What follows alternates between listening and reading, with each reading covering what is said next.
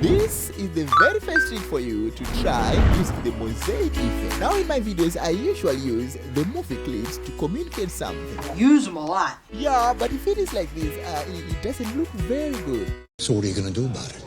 Well, I need to give it a mean feeling, you know? Now right in your timeline, you have to duplicate the movie clip right onto the trigger bar.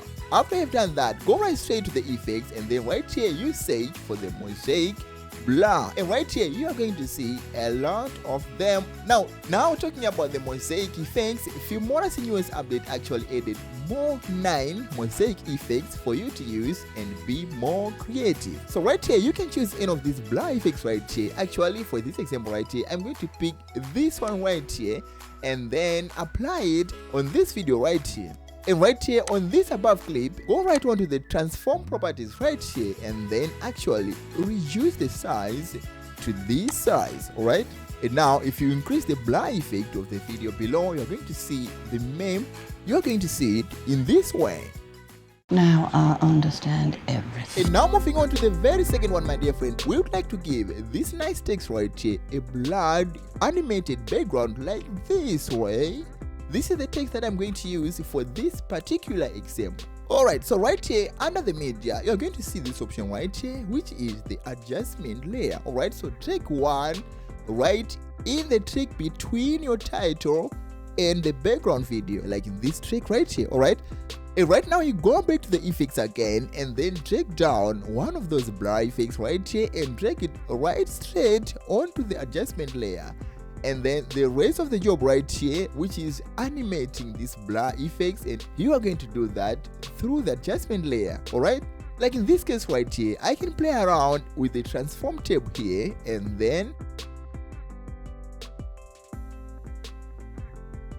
this is the actual result.